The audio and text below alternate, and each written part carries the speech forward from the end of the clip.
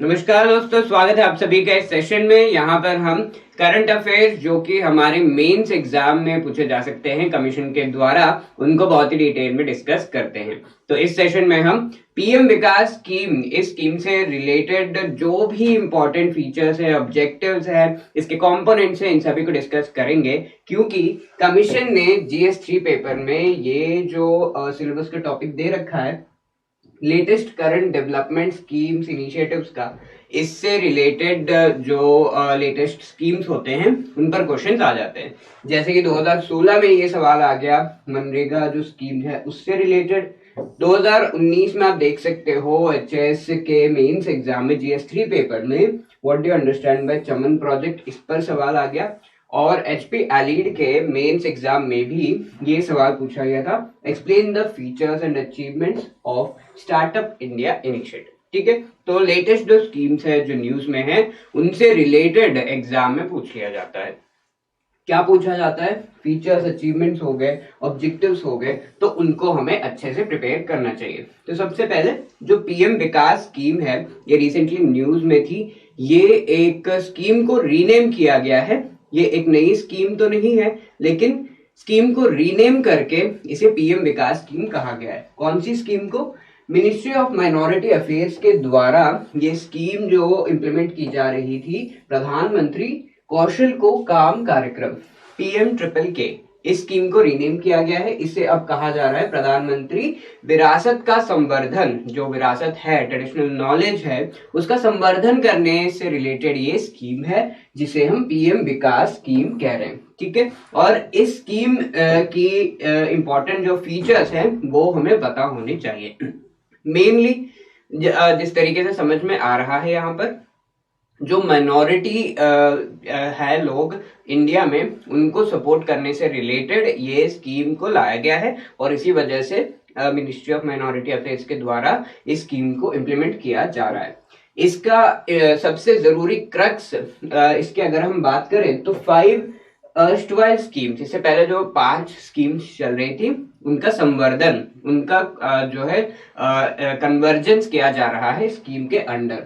कौन से वो स्कीम है? सीखो और कमाओ, उस्ताद स्कीम, हमारी धरोहर, नई रोशनी और नई मंजिल। ये अलग अलग तरीके से अलग अलग माइनॉरिटी ग्रुप्स को हेल्प करने से रिलेटेड ये स्कीम्स लाई गई थी। इन 5 स्कीम्स के जो इंपॉर्टेंट ऑब्जेक्टिव्स हैं उनको पीएम विकास स्कीम के तहत इंप्लीमेंट किया जाएगा। ये सबसे इंपॉर्टेंट चीज है जो हमें पता होनी चाहिए। और इस स्कीम को फर्दर अप्रूवल मिल गया है 15 फाइनेंस कमीशन के पीरियड तक। ठीक है, यहाँ पर ये स्कीम का मेन एम क्या है? तो इम्प्रूव लाइवलीहुड, यानी कि माइनॉरिटीज जो है उनको सपोर्ट करने की जरूरत है, और इसके लिए उनके लाइवलीहुड्स बेटर होने चाहिए। किस तरीके से हम सपोर्ट करेंगे उनको, ताकि वो अच्छे से पैसा कमा सके, फाइनेंशियली इंडिपेंडेंट रहें, और उसके साथ उनकी जो कम्युनिटी है वो भी स्ट्रांग बनेगी। तो इस वजह से improve livelihoods of the minorities, skill development कैसे किया जाएगा, उनकी लाइवलीहुड कैसे बेटर होगी? अगर उनकी स्किल्स अच्छे होंगे तब होगी। Skill development, education, women, leadership and entrepreneurship. ठीक है, स्किल डेवलपमेंट हो गया, एजुकेशन हो गया, और जो वुमेन हैं उनके लीडरशिप, वुमेन को एम्पावर करने का काम अगर किया जा रहा है, तो वो सोसाइटी डेफिनेटली जो है वो कम्युनिटी हमेशा आगे बढ़ती ही है, तो वो किया जाएगा। और उनमें एंटरप्रेन्योरशिप लाने की कोशिश की जाएगी अलग अलग इनिशिएटिव्स के थ्रू। तो यहाँ पर जो कंपोनेंट्स इंक्लूडेड हैं पीएम विकास स्कीम में, दे कॉम्प्लीमेंट ईच अदर, और इसके through they increase the incomes. जो लोगों के इनकम है, माइनॉरिटी पीपल के इनकम है, उसको इंक्रीज किया जाता है। एंड यहाँ पर क्रेडिट एंड मार्केट लिंकेजेस जो हैं वो क्रिएट किए जाते हैं। क्रेडिट जो उनको मिलना चाहिए, जो भी लोन्स वो लेना चाहते हैं अपने काम को आगे बढ़ाने के लिए, सेल्फ एम्प्लॉय होने के लिए, या फिर किसी और चीज से रिलेटेड, तो वो क्रेडिट, वो लोन्स उन्हें दिए जाते हैं। और साथ में मार्केट लिंकेजेस, यानी कि मार्केट से किस तरीके का लिंक उनका है, वो चीज जो है उनके बिजनेसेस का किस तरीके का लिंक है, उस चीज को और भी स्ट्रॉन्ग बनाने के लिए ये किया जा रहा है। इस स्कीम के थ्रू इनिशिएटिव्स लिए जा रहे हैं। क्या अप्रोच रहेगा? फैमिली सेंट्रिक अप्रोच रहेगा, जहां पर स्पेशल फोकस किया जाएगा आर्टिजन फैमिलीज पर। जो लोग ट्रेडिशनल नॉलेज ऑलरेडी रखते हैं अलग अलग चीजों से रिलेटेड, जैसे बास्केट मेकिंग हो गया, तो उसका ट्रेडिशनली एक जो है पूरी हमारे कल्चर के थ्रू हम बहुत सालों से अपने एंसेस्टर्स से सीखते आ रहे हैं, तो वो एक कम्युनिटी का इम्पोर्टेंट लेट्स से एक फीचर है, तो उसे प्रमोट किया जाएगा। और जो फैमिलीज ये अभी भी कर रहे हैं, क्योंकि कई लोग मॉडर्न फील्ड्स में चले गए होंगे और उन्होंने अपने ट्रेडिशंस को छोड़ रखा होगा, अभी बास्केट मेकिंग नहीं कर रहे हैं, तो उन पर नहीं, जो लोग ऑलरेडी कर रहे हैं अभी भी उसमें इन्वॉल्व हैं, तो उन पर ध्यान दिया जाएगा। वुमेन पे, यूथ पे, डिफरेंटली एबल पे ध्यान दिया जाएगा। कैसे किया जाएगा? 3Ts का यूज किया जाएगा, ट्रेड, टूरिज्म एंड टेक्नोलॉजी। अभी के जो इम्पोर्टेंट नए नए चीजें जो आ गई हैं, अभी आप बास्केट शायद ही यूज कर रहे होंगे, लेकिन जब आप टूरिज्म यानी कि टूरिस्ट की तरह जाते हो, ये ट्रेडिशनल आर्ट है अगर ये कहा जाता है, तो डेफिनेटली आप लेते हो और कहते हो कि हाँ मैं वहां पर गया था and I have the traditional art with me. ठीक है, तो इस तरीके से उसे प्रमोट किया जाएगा। साथ में इंडिया के जो इंडिजिनस प्रोडक्ट्स हैं वो फॉरेन में बहुत ज्यादा पसंद किए जाते हैं, तो इनको जो है ट्रेड करने से रिलेटेड भी फैसिलिटीज प्रोवाइड की जाएगी, इंफ्रास्ट्रक्चर डेवलप किया जाएगा, एंड इसमें अगर टेक्नोलॉजी का ब्लेंड हो सकता है, इनकी मैन्युफैक्चरिंग तेज की जा सकती है किसी तरीके से, तो वो भी किया जाएगा। तो 3Ts का ध्यान रखा गया है, एंड साथ में एक बॉटम अप अप्रोच रहेगा जहां पर लोगों से लोगों का पार्टिसिपेशन ज्यादा होगा इस स्कीम के जो भी इंपॉर्टेंट फीचर्स उनको इम्प्लीमेंट करने के लिए। ठीक है, और इस इम्प्लीमेंटेशन के लिए अलग अलग जो है इसके फीचर्स है, अलग अलग कंपोनेंट्स हैं। कौन से स्टेक होल्डर्स यहाँ पर रिक्वायर्ड हैं? प्रोजेक्ट इम्प्लीमेंटिंग एजेंसीज यहाँ पर होंगे, जिस तरीके से कैपेसिटी बिल्डिंग स्किल जो है वो बढ़ाया जा रहा है, तो स्किल बढ़ाने के लिए कोई इंस्टीट्यूशंस होने चाहिए ना, कहीं पर जाकर वो सीख रहे हैं, तो वो institutions, project implementation, knowledge partners जो कि उन करिकुलम्स को बना रहे हैं, किस तरीके से स्किल बढ़ाया जाए किसी स्पेसिफिक फील्ड में, क्या डिफरेंट स्टेप्स होने चाहिए, क्या मेथोडोलॉजी होनी चाहिए, ये सब डिसाइड कर रहे हैं नॉलेज पार्टनर्स। और साथ में अवॉर्डिंग बॉडीज, यानी कि अलग अलग लेवल्स पर जब इन्हें जो है जो भी स्किल एक्वायर करना होता है, वो स्किल एक्वायर उन्होंने कर लिया है, तो सर्टिफिकेशन भी जरूरी है, ताकि वो चीज जो है एक तरीके से फॉर्मलाइज हो जाए और आगे जाकर उसके बेसिस पर उन्हें जॉब वगैरह मिले, राइट। तो कन्वर्जेंस विद अदर मिनिस्ट्रीज भी किया जाएगा। कौन एलिजिबल है? इंडियन नेशनैलिटी के पीपल जिन्हें माइनॉरिटी डिक्लेयर किया गया है as per national commission of minorities act 1992, यानी कि Buddhist, Christians, Muslims, Jain, Parsis and Sikhs, ये सारे एलिजिबल है जो कि इंडियन नेशनैलिटी के हैं। फंडिंग पैटर्न किस तरीके का है? यहाँ पर पहला इसमें कंपोनेंट है स्किलिंग एंड ट्रेनिंग एक्टिविटीज होंगे यहाँ पर, यानी कि स्किल बढ़ाने का, ट्रेनिंग देने की एक्टिविटीज होंगे। इन एक्टिविटीज के लिए 100% फंडिंग जो है मिनिस्ट्री ऑफ माइनॉरिटी अफेयर्स के द्वारा किया जाएगा, पीएम विकास स्कीम के तहत। ठीक है, जिसमें प्राइमरीली कैपेसिटी बिल्डिंग किया जाएगा, यानी कि आपकी स्किल बढ़ाई जाएगी। हब एंड स्पोक विलेजेस, यानी कि एक हब विलेज होगा और ये मेन विलेज से सारे स्पोक्स जो हैं, इस तरीके से आसपास के विलेजेस जो हैं उनको बेनिफिट्स पहुंचेंगे, और ये हब विलेज में वो बेनिफिट्स पहुंच रहे हैं या नहीं, वो इम्प्लीमेंटिंग एजेंसीज इंश्योर करेंगे, और वो हब विलेज इंश्योर करेगा कि स्पोक्स तक पहुंचे। तो hub and spoke model use किया जाएगा। कंपोनेंट 2 में लीडरशिप एंड एंटरप्रेन्योरशिप ये इंक्लूडेड है, जहां पर 100% funding ministry of minority affairs के द्वारा दिया जा रहा है। तो इसमें अगेन लीडरशिप और एंटरप्रेन्योरशिप एक स्टेप आगे ले जाना। अब आपको स्किल मिल गया, अब आगे जो है आपको अपना सेल्फ एम्प्लॉयमेंट क्रिएट करना है, अपनी जो है छोटी सी कॉटेज इंडस्ट्री आप लगा रहे हो उसे करना है, एक ग्रुप बना रहे हो, एक कोऑपरेटिव बना रहे हो, राइट। तो इस चीज को करने के लिए हेल्प किया जाएगा। इसमें भी 100% माइनॉरिटी अफेयर्स का जो मिनिस्ट्री है उसके द्वारा फंडिंग दी जाएगी। थर्ड कंपोनेंट है एजुकेशन, जो हमारा करिकुलम है उसमें भी हम इस चीज को पार्ट बना सकते हैं, वोकेशनल ट्रेनिंग वगैरह इसके पार्ट बनेंगे।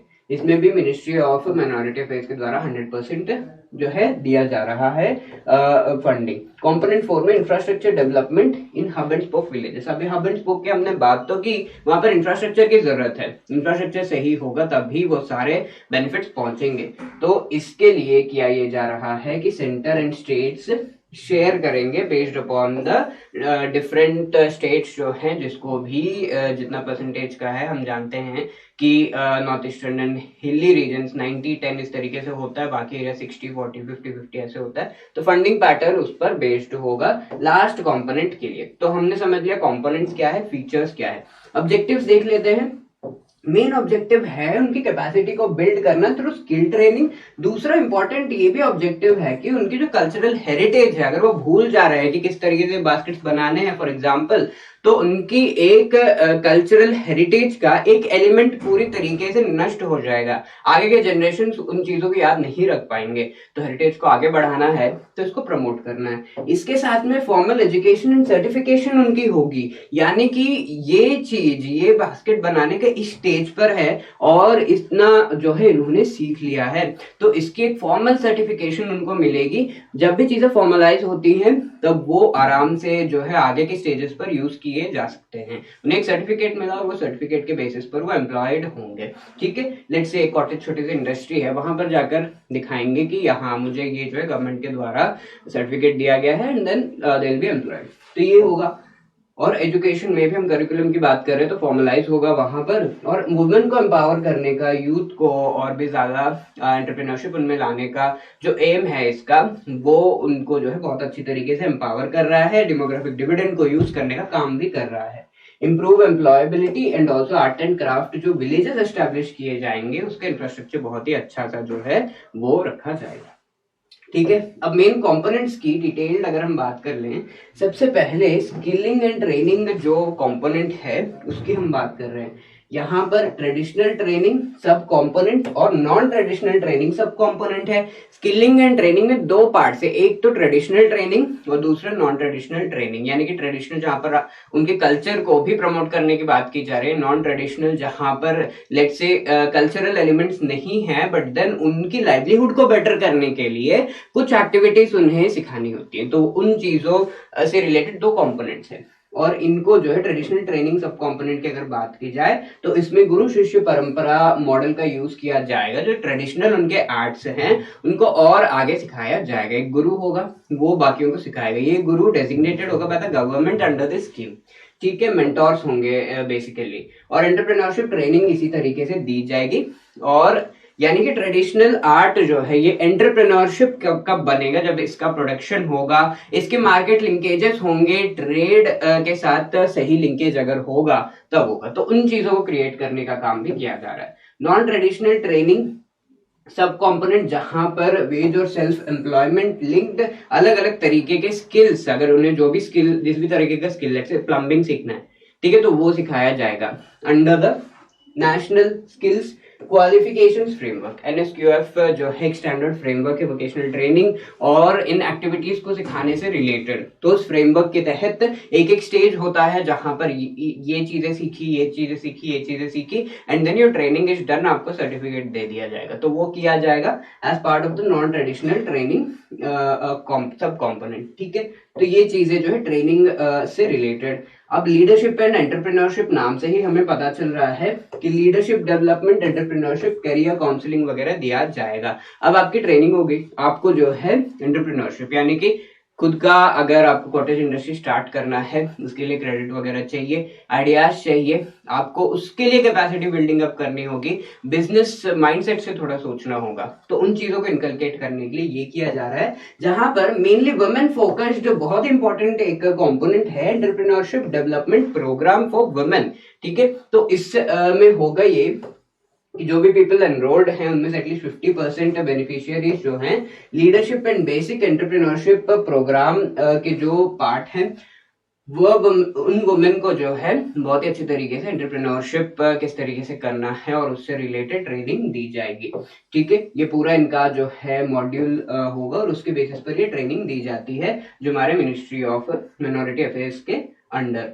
अब यहाँ पर इनमें से जो है बिजनेस मेंटोर्स या बिजनेस करस्पॉन्डेंट्स को खड़ा किया जाएगा, इन्हें बिज सखीज भी कहा जा रहा है, तो इनको खड़ा किया जाएगा, ये आगे ट्रेन करेंगे, राइट। तो ये चीजें की जा रही हैं अंडर द सेकेंड कंपोनेंट। अब एजुकेशन की अगर हम बात करें तो ऐसे लोग जो कि स्कूल ड्रॉप आउट बेनिफिशियरीज हैं, special focus on artist and family members, तो स्कूल ड्रॉप आउट्स हैं, ऐसे लोगों को आर्टिस्ट एंड फैमिली मेंबर्स जो है उनको एनरोल किया जाएगा ओपन स्कूलिंग के लिए, क्योंकि सिर्फ आर्ट सीख लेना और ये चीजें काफी नहीं है। अगर आप स्कूल ड्रॉप आउट हैं तो आगे जाकर लाइवलीहुड आपकी कैसे इंश्योर होगी, ठीक है। तो सारी चीजें होनी चाहिए, तो पढ़ाई आगे करने से रिलेटेड इन्हें हेल्प किया जाएगा ओपन स्कूलिंग के थ्रू, और ये हम जानते हैं NIOS वगैरह से करवाया जाता है। इंफ्रास्ट्रक्चर डेवलप करना भी बहुत जरूरी है, ठीक है, स्कूलिंग के लिए चाहिए, और जो अलग अलग इंस्टीट्यूशंस है उनके साथ टाई अप करना होगा, राइट। तो ये सारी चीजें की जाएंगी अंडर इंफ्रास्ट्रक्चर डेवलपमेंट। और एक इंपॉर्टेंट कीवर्ड यहाँ पर है डेवलपमेंट ऑफ विश्वकर्मा विलेजेस। तो ये ऐसे विलेजेस है जो कि हब्स बनेंगे मेनली, और ये बाकी विलेजेस में जो बेनिफिट्स हैं वो पहुंचाने से रिलेटेड एक्टिविटीज की जाएंगी। लेट्स से एक विलेज है विश्वकर्मा विलेज और इसके आसपास विलेजेस हैं, तो ये सारे पीपल यहाँ पर लेट्स से सही इंफ्रास्ट्रक्चर नहीं है तो they can come to this village, यहाँ इस विलेज में आकर वो जो है वो सारी ट्रेनिंग वगैरह लेके दे विल गो। तो इस तरीके के विलेजेस बनाए जा रहे हैं। तो दीज आर द कंपोनेंट्स, और इस तरीके से PM विकास स्कीम के सारे डिटेल्स हम यहाँ पर डिस्कस कर चुके हैं। ये क्वेश्चन आ सकता है और इस तरीके से पूछा जा सकता है कि what are the objectives and features of PM Virasat का संवर्धन, यानी कि PM विकास स्कीम। 8 मार्क्स के लिए 120 वर्ड्स में आप इससे आंसर करोगे, तो ये इस तरीके का क्वेश्चन कमीशन हमें पूछ सकती है, क्योंकि ऑल्दो ये नया स्कीम नहीं है but the name has been changed और पूछा जा सकता है, ठीक है। तो आई होप इस सेशन के थ्रू बहुत ही अच्छे तरीके से ये स्कीम आपको समझ में आ गई होगी, एंड इस क्वेश्चन को भी आप कमेंट सेक्शन में जरूर आंसर करोगे कि क्या आपके पॉइंट्स होते अगर आप इस क्वेश्चन को एक्चुअली आंसर करते, एंड हम जो है उसको इवैल्यूएट करने की कोशिश करेंगे। इसके साथ इन वीडियोस के जो भी आपको फीडबैक देना है वो आप दे सकते हो in the comment section. Please comment करिए, लाइक शेयर करिए, ताकि ऐसे लोग जो कि बहुत ज्यादा अफोर्ड नहीं कर पाते अलग अलग चीजें, उन तक ये वीडियोस पहुंच सके और साथ में जो है हमें भी प्रोत्साहन मिल सके, राइट दोस्तों। With this allow me to end this session. Thank you so much. जय हिंद, जय हिमाचल।